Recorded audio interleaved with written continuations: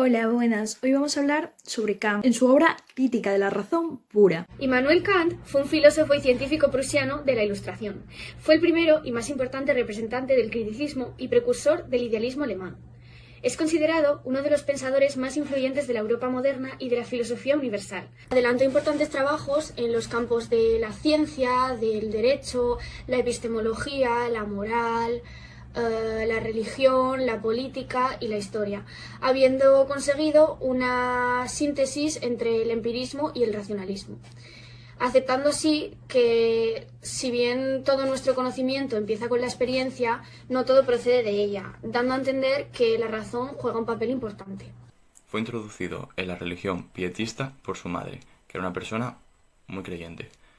Además, Kant estudió filosofía, matemáticas, ciencias naturales y teología. Argumentaba que la experiencia, los valores y el significado mismo de la vida serían completamente objetivos si no hubiesen sido subsumidos por la razón pura.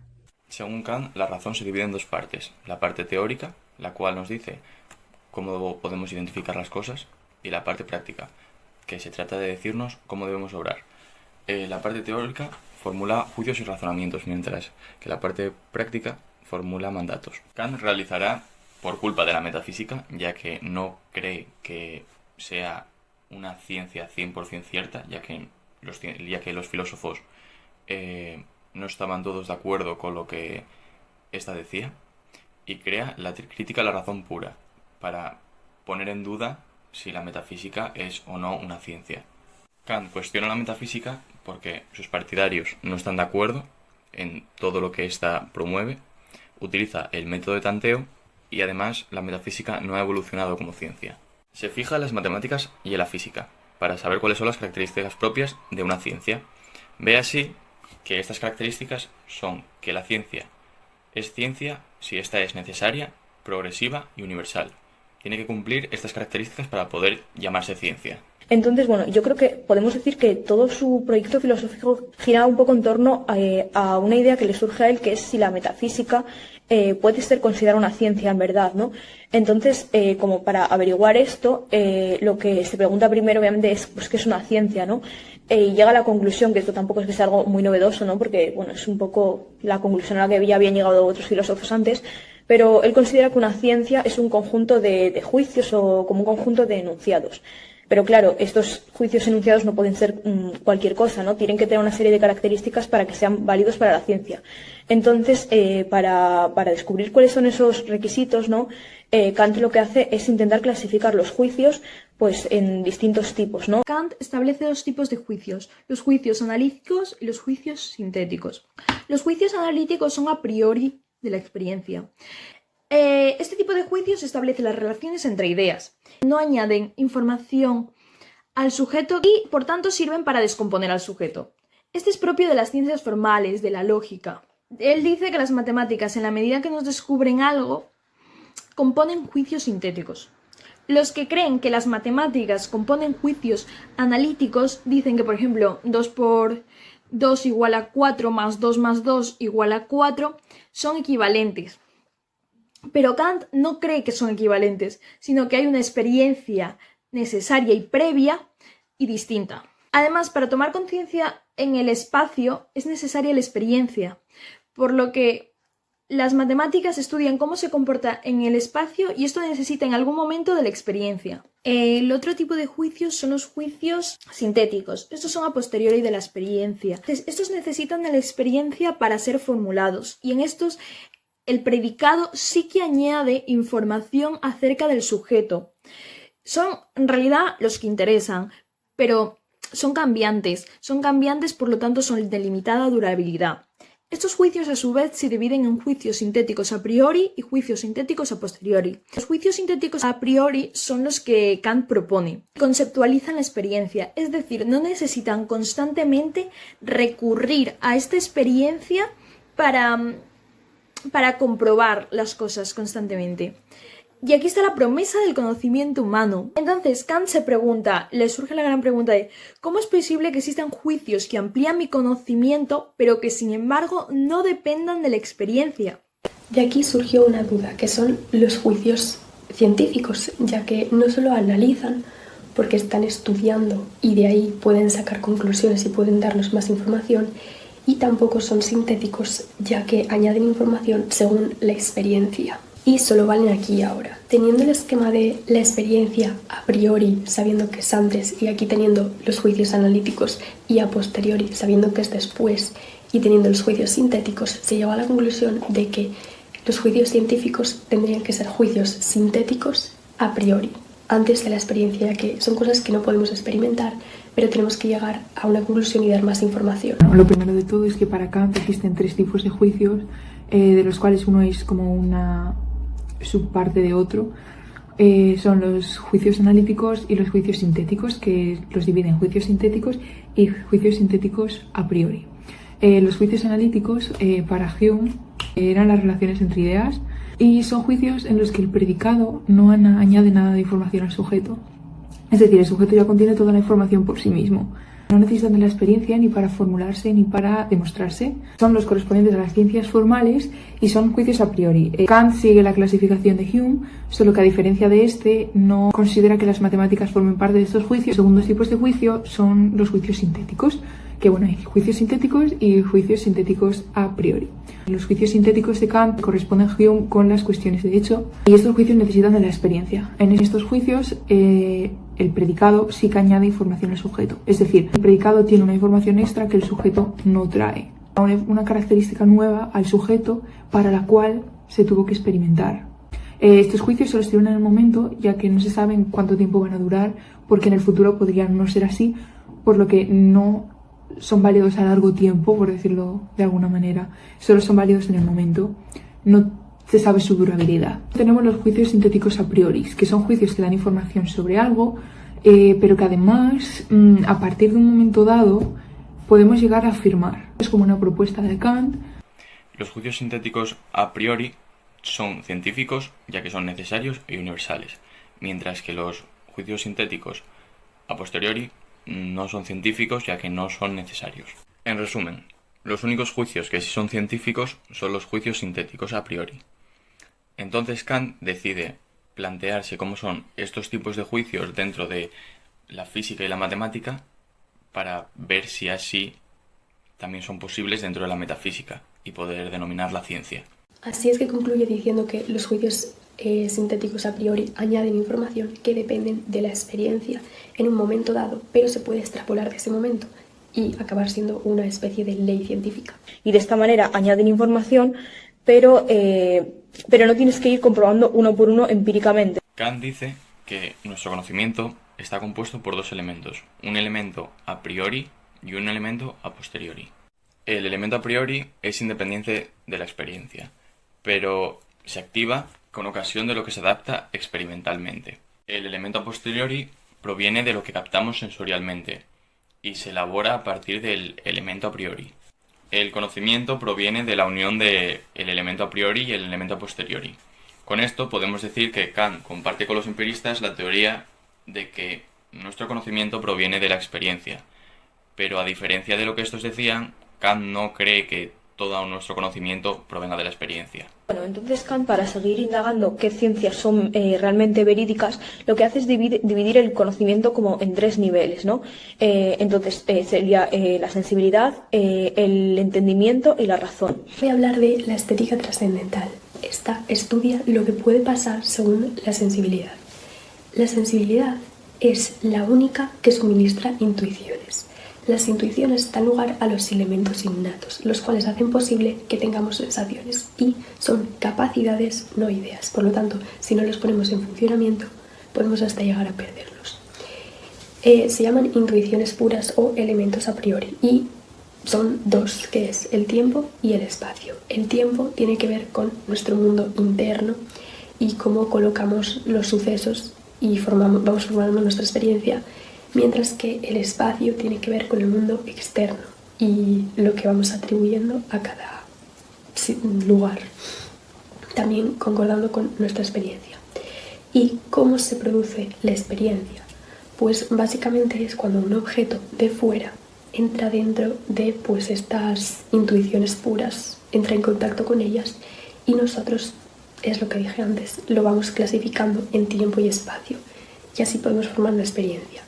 ¿Qué pasa? Que cuando algo se nos presenta, no se nos presenta en todas las perspectivas ni todos los ángulos, ni lo vemos en su totalidad, solo vemos una parte o nos quedamos con una parte. Y aquí es importante separar las impresiones de las percepciones. Las impresiones son los detalles de ese elemento, mientras que las percepciones son los diferentes síntesis de las impresiones de ese elemento.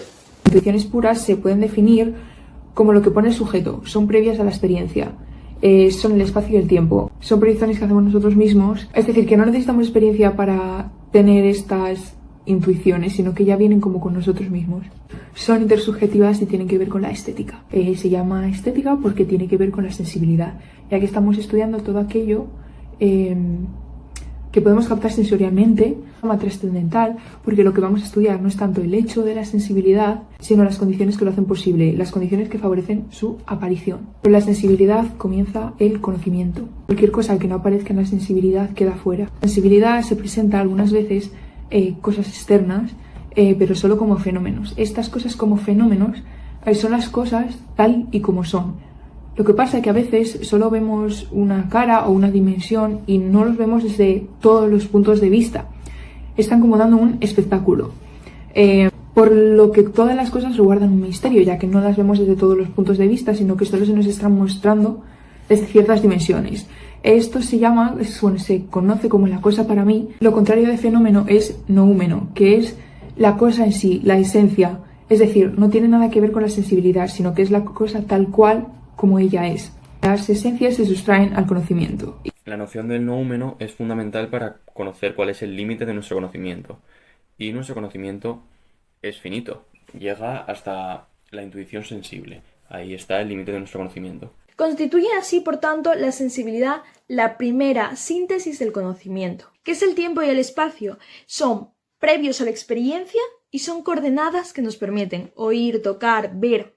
El espacio no es una cosa porque las cosas existen en el espacio. El tiempo tampoco puede ser un concepto discursivo ni empírico y también es previo a la experiencia. Puede ser necesariamente una intuición pura y a priori. La condición de la posibilidad de todas las representaciones que se pueden dar en el sentido interno. Las matemáticas tratan de las determinaciones del tiempo y del espacio, representadas en la geometría y en la aritmética que trata las propiedades del tiempo. A los noúmenos les da un carácter limitador. Dice, por tanto, que son los límites del conocimiento. Las sensaciones son un elemento empírico, consecuencia de la influencia de los objetos en la facultad de conocimiento que denomina sensibilidad. Las formas a priori no son consecuencia de la influencia de dichos objetos, sino en el modo en que la sensibilidad estructura, ordena las sensaciones. Estas formas son el tiempo y el espacio. Kant llama fenómeno a la síntesis o reunión de dichas formas con las sensaciones. La conclusión fundamental de la estética trascendental es que el tiempo y el espacio no son realidades independientes del sujeto cognoscente, sino que son formas a priori de la sensibilidad. Por ejemplo, en los prolegómenos muestra que es posible que el conocimiento sintético a priori, matemáticas, porque las leyes fueron descubiertas por esta ciencia, no son otra cosa que leyes relativas al tiempo, en caso, por ejemplo, de la aritmética, y, por ejemplo, al espacio en el caso de la geometría. Acabamos de ver la estética trascendental, donde se estudiaba la sensibilidad, y ahora pasamos a ver la analítica trascendental, donde se estudia el entendimiento. Dicho por Kant, los pensamientos sin contenido son vacíos y las intuiciones sin conceptos son ciegas. ¿Qué quiere decir esto? Pues que la sensibilidad sin el entendimiento no es nada. Entendemos por entendimiento como capacidad de pensar las representaciones fenoménicas de la realidad que están ya ordenadas y unificadas espaciotemporalmente por la sensibilidad. La capacidad de pensar las representaciones fenoménicas de la realidad que están ya ordenadas y unificadas espaciotemporalmente por la sensibilidad. Dentro de estas tenemos varias categorías que constituyen las formas puras a priori del entendimiento, las reglas por las cuales se unifican y los fenómenos dados por las intuiciones sensibles para comprenderlos. Para la explicación de las categorías, Kant hizo esta tabla. Como se puede ver, hay tantas categorías como formas de juicio, y los límites de la aplicación de las categorías están en la experiencia. Por ejemplo, no podríamos decir que los marcianos son verdes, ya que nuestra experiencia no puede definir eso. Restaura el principio de la causalidad destruido por Hume, explicando que no depende de la experiencia, ya que es a priori. La ciencia usa muchísimo este principio, pero no llega a explicarlo. En la teoría de Hume está basada en el principio de que en el mundo objetivo no hay ninguna relación de causalidad entre los fenómenos. Dice que la causalidad es tan solo el resultado de la costumbre, del vínculo habitual de las sensaciones o percepciones. Distingue los conceptos empíricos, que son todos aquellos conceptos que se han extraído de la experiencia, ¿no? Que son a posteriori. Un ejemplo de esto sería, pues, el caballo es un animal. Eso es un juicio que está compuesto por dos conceptos que son a posteriori, ¿no? Caballo y animal, o sea, son conceptos sacados de la experiencia. Pero, a su vez, dentro de ese juicio también hay otros conceptos que igual están un poco más escondidos, igual son un poco más difíciles de ver, ¿no? Si metes la mano en el fuego, te quemas. Entonces, este juicio realmente de mano nos puede parecer que, así de primero nos puede parecer que es un juicio a posteriori, ¿no? Porque realmente, bueno, tú metes la mano en el fuego y has comprobado empíricamente que te quemas, o te lo ha dicho alguien, pero es algo que está comprobado empíricamente. Pero realmente, ¿tú cómo sabes que la próxima vez que vuelvas a meter la mano en el fuego te vas a quemar? O sea, eso empíricamente es imposible de comprobar, porque tendríamos que estar constantemente metiendo la mano en el fuego, y aún así nunca puedes estar 100% seguro de forma empírica de que la próxima vez te vas a quemar la mano, ¿no? Pero aquí nosotros utilizamos, para llegar a esa conclusión de que siempre va a pasar eso, utilizamos un concepto a priori que sería el principio de causalidad. Y que lo que hace es que nosotros, con nuestro propio razonamiento y no por la experiencia, entendemos que el mismo efecto, ¿no? Que es quemarte la mano, va a ser provocado por la misma causa. Es decir, hay un efecto, ¿no? Que es que te quemes la mano. Y ese efecto, tú sabes que está provocado por una causa. Y esa causa sería el fuego. Pero eso tú es algo que sabes porque lo has razonado, no porque lo has experimentado, ¿no? Se llama analítica porque descompone o analiza todo nuestro conocimiento a priori hasta llegar a los elementos no empíricos o puros del entendimiento. Las dos secciones o capítulos más importantes de la analítica trascendental son la deducción trascendental de las categorías y la deducción metafísica de las categorías. El entendimiento es un conocimiento conceptual y discursivo. Unifica en conceptos esas intuiciones.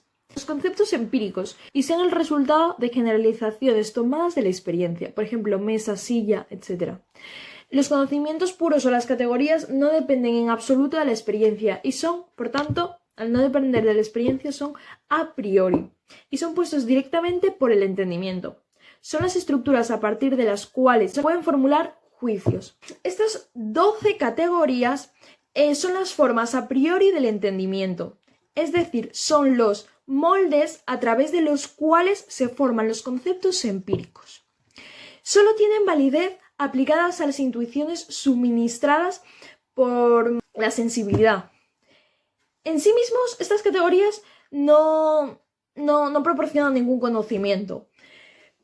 Y de hecho, por ello decimos que si el entendimiento limitase su acción a la producción de conceptos a partir de las categorías, sin aplicar esos conceptos a las intuiciones, los conceptos estarían vacíos. En la dialéctica trascendental, Kant estudia si la metafísica se puede ver como una ciencia y estudiar como una ciencia, y para ello estudia las características de la razón, pretendiendo alcanzar un conocimiento universal. La construcción de estos juicios generales que pueden llegar a ser leyes es conocido como la búsqueda de lo incondicionado, ya que no tiene ninguna otra condición de ser. La razón, cuando está intentando alcanzar esos conocimientos de los principios últimos, cae en todo tipo de contradicciones, como las antinomias y paralogismos. La física, además de no interesarle a la ciencia, es imposible estudiarla como tal, ya que no posee ningún contenido empírico. La razón pura es una razón no mezclada con los elementos empíricos. Y podemos decir que la obra más importante kanteliana se llama Crítica de la razón pura, debido a que Kant intentaba establecer los límites del ejercicio de la razón, que de ello no toma su apoyo de la experiencia, sino que se desenvuelve a partir de sí misma.